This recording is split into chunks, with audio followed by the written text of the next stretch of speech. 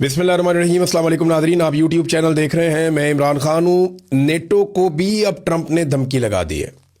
इसके दो मतलब हैं, याद रखिएगा। ट्रंप ने नेटो से कहा कि अगर नेटो ने ईरान के खिलाफ लड़ाई में अमेरिका का साथ ना दिया या वो इस लड़ाई में हमारे साथ ना उतरे नेटो के मुमालिक, तो फिर नेटो के साथ बहुत बुरा होगा मुस्तकबिल में। ये डोनाल्ड ट्रंप ने कहा। ये नहीं, ये साफ धमकी है कि कल को अगर किसी और मुल्क के ऊपर या जो नेटो के मुमालिक मेंबर हैं उनके ऊपर कोई अटैक करता है तो फिर अमेरिका जोर नहीं लगाएगा। एक तो मतलब ये है। दूसरा ये है कि अमेरिका उन्हें धमका रहा है, तजारती लिहाज से भी धमकाता है, टैरिफ लगा के भी धमकाता है, उनकी मईशत को तबाह करके भी धमकाता है, फौजी नुक्ता नज़र से भी धमकाता है। तो एक तो बात यह भी है कि अमेरिका शायद उन्हें धमका रहा है। नेटो को धमकी लगाने का रीज़न क्या है? दो वजूहात हैं। नंबर एक, डोनाल्ड ट्रंप अगर मदद मांग रहा है नेटो के ममालिक से तो इसका मतलब है कि ईरान डोनाल्ड ट्रंप के काबू नहीं आया। सादी बात यह है ना, जब दो लोग लड़ रहे हो आपस में और एक आदमी मदद के लिए पुकारे कि आओ मेरी मदद करो, तो इसका मतलब क्या है कि जो दूसरा शख्स है वो उसके काबू नहीं आ रहा। अगर इस वक्त अमेरिका को नेटो की ज़रूरत है तो फिर इसका सादा मतलब यह है कि ईरान अमेरिका के कंट्रोल से बाहर है। इसराइल और अमेरिका मिलकर अपने सारे वसाइल लगाकर ईरान का मुकाबला नहीं कर पा रहे और उन्हें बहुत सारे और मुल्क चाहिए। नंबर एक। इसका एक और मतलब भी है, और वो सादा मतलब यह है कि नेटो भी अब डोनाल्ड ट्रंप के कंट्रोल में नहीं है। नेटो जो हमेशा से अमेरिका की जेब में पड़ा हुआ था, उसकी मुट्ठी में बंद रहता है नेटो हमेशा, तो अब नेटो के मुमालिक घास नहीं डाल रहे। हत्ता कि अमेरिका के साथ बड़े अच्छे ताल्लुकात जिन मुमालिक के हैं, अमेरिका ने 5 बड़े मुल्कों को आवाज़ दी, नाम लेकर उनसे मदद मांगी। चाइना से, जापान से, साउथ कोरिया से, फिर उन्होंने बरतानिया से और फ्रांस से मदद मांगी। लेकिन इन तमाम मुल्कों में से किसी एक ने भी हामी नहीं भरी कि वो अमेरिका के साथ मदद करने के लिए आ रहे हैं। वजह क्या है? डोनाल्ड ट्रंप तो एक तरह से टके टोकरी हो गए और उन्होंने अमेरिकी सदर का ओहदा भी टके टोकरी कर दिया है। वजह सादी है कि लोग अब एतबार नहीं करते अमेरिका के ऊपर जैसे पहले एतबार करते थे। लेकिन इसके बावजूद कुछ खबरें ऐसी आ रही हैं कि एक कोई इत्तेहाद बनाने की कोशिश की जा रही है और कोई ऐसा बेड़ा तैयार करने की कोशिश की जा रही है जो मशरिक़ वस्ता के अंदर पानियों में जाएगा और जाकर इस बात को यकीनी बनाएगा कि जो आलमी रास्ते हैं तिजारत के वो खुले रहें। लेकिन मामला ये है कि जब तक मकामी मुमालिक इसके अंदर शामिल नहीं होंगे तब तक कामयाबी नहीं मिलेगी। और ईरान के मसाइल तो मौजूद हैं। यानी बड़ा अजीबोगरीब किस्म का एक दावा अभी पासदाराने इनकलाब ने किया। ईरान की जो फोर्स है, बहुत ही अजीब, मुझे इस वक्त तो बहुत अजीब लगा।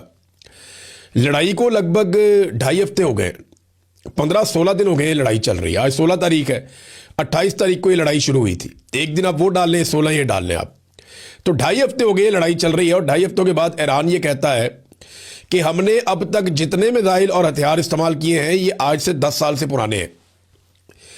और ख़ास तौर पे जो हथियार हमने अभी डिज़ाइन किए, पिछले साल जो 12 दिनों की जंग हुई थी, जून 2025 में 12 दिनों की जंग हुई थी ना ईरान की, तो उन्होंने कहा जी कि उस जंग के बाद जो हमने सीखा और जो हमने बनाया वो तो अभी हमने तक दिखाया ही नहीं किसी को, उससे तो हमने हमला ही नहीं किया किसी पे अभी तक। और ये बाकायदा ईरानी अफवाज और ईरानी वजारत खारजा बार बार ये बात कर रहे हैं। इसका सादा मतलब आप समझ जाएं कि अभी उनके पास मजीद हथियार बाकी हैं जिन्हें वो चला सकते हैं। बहरहाल ये किस किस्म का एक इत्तेहाद बनाएंगे अमेरिकन, और ये क्या जंगबंदी के बाद काम आएगा, जंगबंदी से पहले आएगा? मुझे ऐसा लगता है कि ईरान के पास फेस सेविंग के लिए बहुत कुछ होगा एंड ऑफ द डे। बेशक आयतुल्लाह अली खामनाई जो है वो शहीद हो गए हैं, लेकिन उनका बेटा आ गया, वो उसी तरह है। बेशक ईरान के अंदर जो है वो रजीम चेंज करने की कोशिश की गई, उनको बहुत ज़्यादा इंफ्रास्ट्रक्चर को नुकसान पहुंचाया गया, लेकिन ईरान कंपनसेट हो सकता है अगर उसके ऊपर से सिर्फ पाबंदियां उठा दें। ईरान में ना ये कैपेसिटी बहुत है अपनी इकोनॉमी खड़ी करने की। अरब ममालिक की तरह उसके पास भी तेल है और उसके पास बड़ी ज़बरदस्त लेबर भी है और 9 करोड़ लोग भी हैं, आबादी भी ठीक ठाक है। तो ईरान अपने आप को वापस खड़ा कर सकता है इस सूरत में कि उसके ऊपर से पाबंदियां हट जाए। मुझे नहीं लगता कि ईरान को फेस सेविंग के बगैर इस लड़ाई को ख़त्म किया जा सकेगा। और उसके पास अभी भी वो मवाद मौजूद है जिसको आप एटमी मवाद कहते हैं। ये ईरानी हुकूमत, ईरानी वज़रा खुद कहते हैं हमारे पास 450 किलो यूरेनियम मौजूद है, जो 60% तक उसको हमने तैयार किया हुआ है। और जो बैनुल अक़वामी तखमीने वो ये कहते हैं कि 10 दिन अगर ईरान और काम करे तो वो एटमी धमाका कर सकता है, एटमी तजर्बा कर सकता है। ये आलमी सतह पे मानी हुई एक हकीकत है। अब जब ईरानी हुकूमत से वज़ीर ख़ारजा से ये पूछा गया बैनुल अक़वामी मीडिया की जानिब से, जनाब वो यूरेनियम किधर है, तो उन्होंने कहा जी वो तो अमेरिका ने बम मारे, वो ज़मीन के नीचे दब गई है कहीं पे। कितना आसान कर दिया डोनाल्ड ट्रंप ने उनके लिए। ये B-52 बॉम्बर्स लेकर आए थे पिछली मरतबा जून में, डोनाल्ड ट्रंप ने बमबारी की और ये कहा कि जनाब हमने यूरेनियम का जो ज़ख़ीरा है जहाँ पे इनका है वो हमने सारे बंकर तबाह कर दिए और सारी सुरंगें बंद कर दी हैं। तो उन्होंने भी यही कहा ईरान ने, उन्होंने कहा जी बिल्कुल वो ऐसे ही ठीक कह रहे थे डोनाल्ड ट्रंप की खाते डाल दिया कि इन्होंने बमबारी की, वो नीचे दब गया। ये अब ईरान ने कह दिया। इससे पहले याद रखिएगा कि पुतिन ने एक ऑफर की थी डोनाल्ड ट्रंप को कि मैं ये जो एटमी मवाद मौजूद है ईरान के अंदर, ये मैं अपने मुल्क में ले जाता हूँ, यूरेनियम वहाँ ले जाता हूँ और चीज़ें कंट्रोल हो जाएंगी, लेकिन अमेरिका ने इसे मुस्तरद कर दिया था। अब नाज़रीन, अमेरिका की बात मानी नहीं जा रही और दूसरी जानिब ईरान अटैक पे अटैक कर रहा है। ईरान ने 50 से ज़्यादा हमले कर दिए हैं इसराइल के ऊपर, यानी 54-55 लहरें उनकी मिसाइलों की जा चुकी हैं। जबकि जो इसराइल के अंदर से एक रिपोर्ट आई है ना, वो बड़ी खौफनाक है। वो रिपोर्ट ये बताती है कि गुज़िश्ता 24-36 घंटों में बहुत ज़्यादा अटैक हुआ, यानी हफ्ते की रात लगभग 12 बजे के बाद से लेकर एतवार की रात तक की जो रिपोर्ट है वो ये बताती है कि हर 90 मिनट के बाद ईरान ने मिसाइल दागे हैं। एक नई लहर दागी है इसराइल के ऊपर और उन्होंने बड़ी तबाही फेरी है इसराइल के अंदर। ख़ास तौर पे जो क्लस्टर बम है उन्होंने जगह जगह पे आग लगाई हुई है और बहुत सारे एरियाज़ को तबाह किया है। ये इसराइली चैनल 12 के मुताबिक गुज़िश्ता रात, हफ्ते की रात से लेकर एतवार की रात तक हर 90 मिनट के बाद बमबारी हुई है। ये इसराइली चैनल कह रहा है और वो ये कह रहे हैं कि लगातार ये बमबारी हो रही है, इस बमबारी को नहीं रोका जा रहा। जबकि दूसरी जानिब ईरान ने एक और धमकी भी दी है, बल्कि एक वार्निंग दी है और कुछ इलाके खाली करने के लिए कहा है। ईरान ने कुछ तस्वीर और सबूत पेश किए हैं कि ईरान के ऊपर जो अटैक हो रहे हैं वो खलीजी ममालिक में अमरीकी अड्डों से हो रहे हैं, लिहाजा इसलिए यहाँ पे अड्डों में जवाबी हमला करना ज़रूरी है।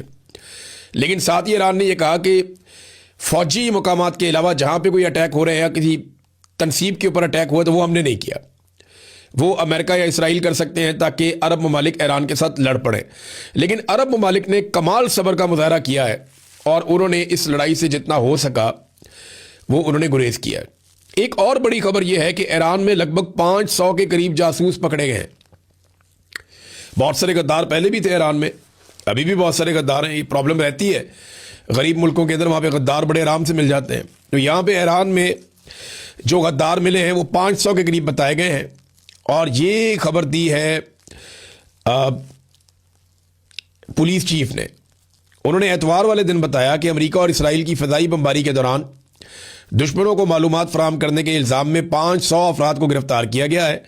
इनमें लगभग आधे अफराद वो हैं जो सरकारी ओहदों के ऊपर बैठे हुए थे और गिरफ्तार किए गए बाद मुश्तबा अफराद पर मुबैना तौर पर हमलों के अहदाफ की निशानदही या हमलों के मकामात की फिल्मबंदी के फुटेज दुश्मनों तक पहुंचाने के इल्ज़ामात भी हैं। ईरान ने दुबई और दोहा के हवाले से कुछ वार्निंग जारी की है और कुछ इलाकों की निशानदही की है। इस निशानदही में ईरान ने कहा है कि जनाब यहाँ से जो मकामी लोग हैं वो निकल जाएं, क्योंकि उनकी इत्तला के मुताबिक यहाँ पे अमरीकी फ़ौजी छुपे हुए हैं और वो अमरीकी फ़ौजियों पे अटैक करना चाहते हैं। अब वहाँ कलबली मच गई है, लोग वहाँ पे आपको पता है उजलत के अंदर निकलेंगे।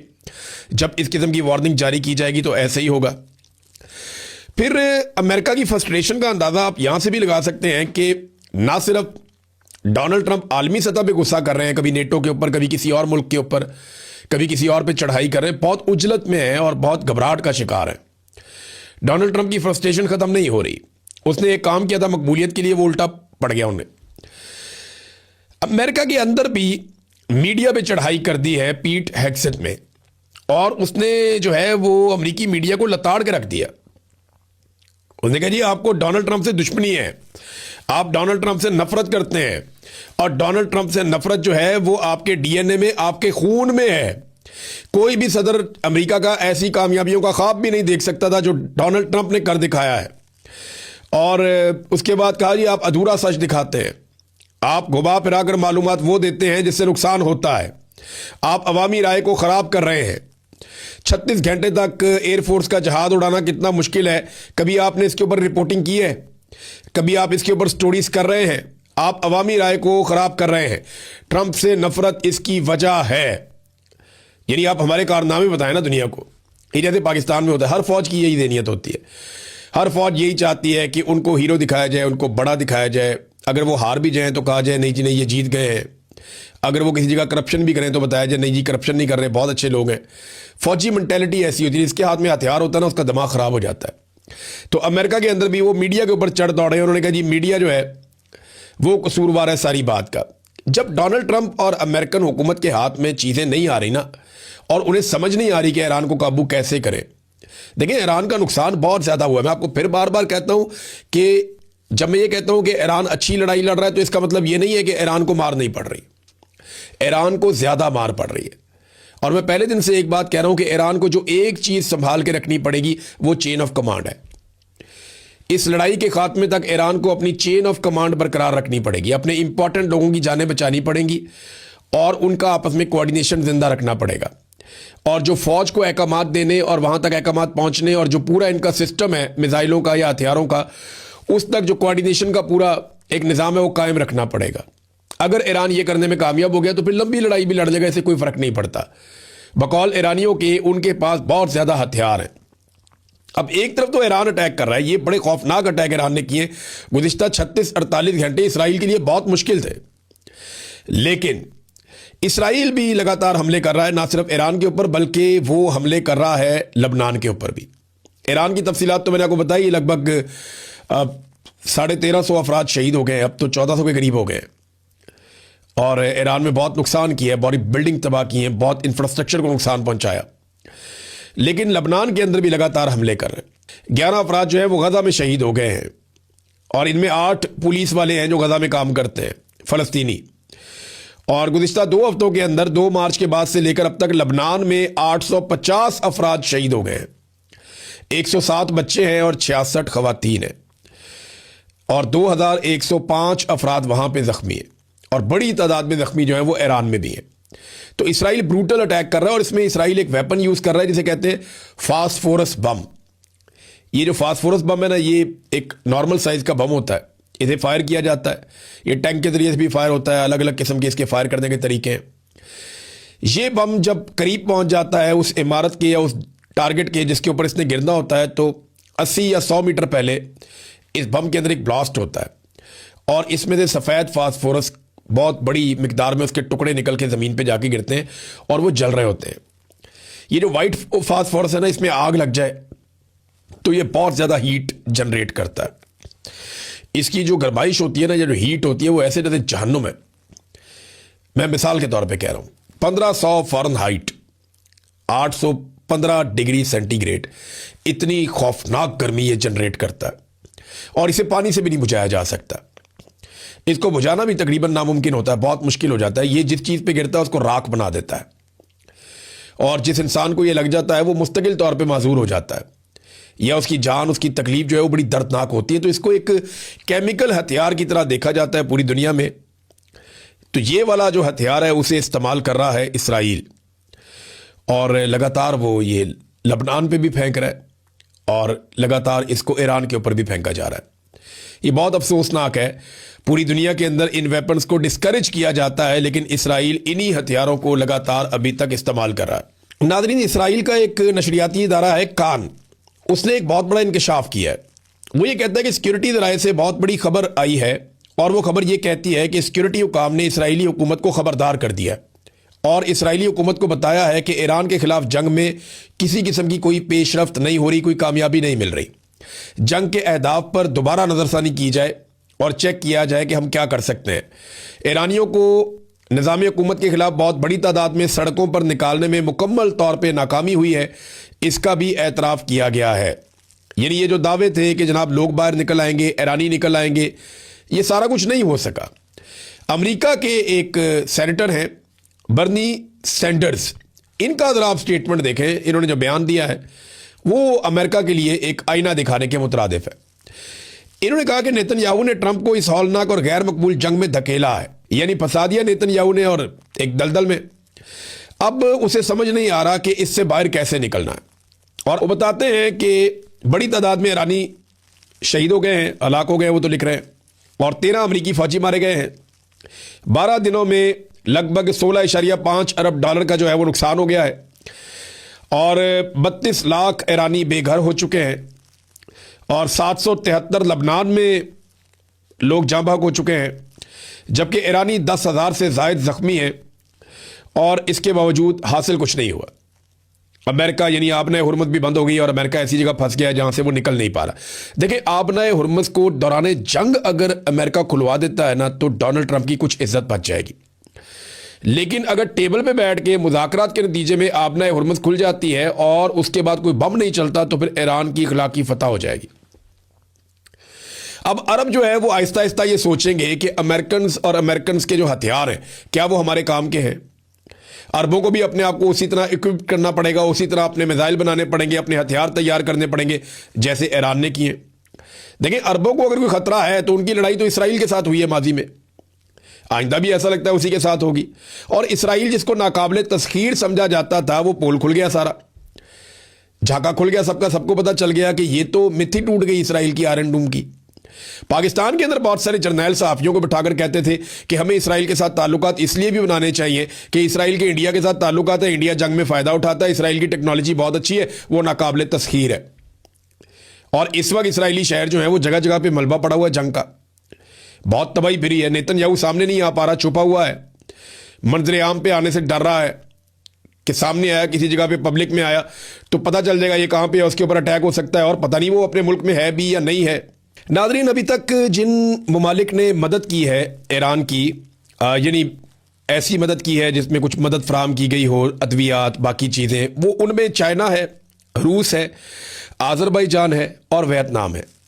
ये वो ममालिक हैं जिन्होंने ईरान की मदद की है भाईचारे के हवाले से कि ठीक है, आपके मुल्क पे अटैक हो रहा है, हम इसकी मजम्मत करते हैं, आपके लोग शहीद हो रहे हैं, ज़ख्मी हो रहे हैं, आपका इंफ्रास्ट्रक्चर का बहुत नुकसान हो रहा है, आपको अद्वियात की ज़रूरत है, खुराक की ज़रूरत है, ये चीज़ें हम पहुँचा रहे हैं, तो वो इमदादी सामान जा रहा है। पाकिस्तान की जानिब से कोई इमदादी सामान अभी तक ईरान में नहीं गया, जबकि पाकिस्तान के वज़ीर आज़म ने यह हुक्म जारी किया है कि जो रसद है उसको बढ़ाया जाए अशिया खुर्दोनोश की खलीजी ममालिक में। खलीजी ममालिक जहाँ पे मेरे ख्याल में खुराक मौजूद होगी ज़रूर, और खलीजी ममालिक में जो है खुराक वो जा भी सकती है, उनके पास पैसा भी बहुत है, यानी वहाँ खलीजी ममालिक में खुराक भिजवाना अच्छी बात है, बुरी बात नहीं है। लेकिन ईरान की मदद पाकिस्तान को भी करनी चाहिए। जब बाकी ममालिक कर रहे हैं तो पाकिस्तान पीछे क्यों रहे? पाकिस्तान को चाहिए वो भी करे। लेकिन पाकिस्तान ने एक और हुक्म जारी कर दिया है और पाकिस्तान के मीडिया को किया गया है कि कुछ भी हो जाए, अब जो आबनाए हुर्मुज़ से पाकिस्तान का अगर कोई कार्गो गुजरता है तो उसके बारे में किसी किस्म की कोई खबर मीडिया के अंदर नहीं दी जाएगी। और एक चीज़ और है, डोनाल्ड ट्रंप ने कहा कि वो तफरीह के लिए भी बम मारता है।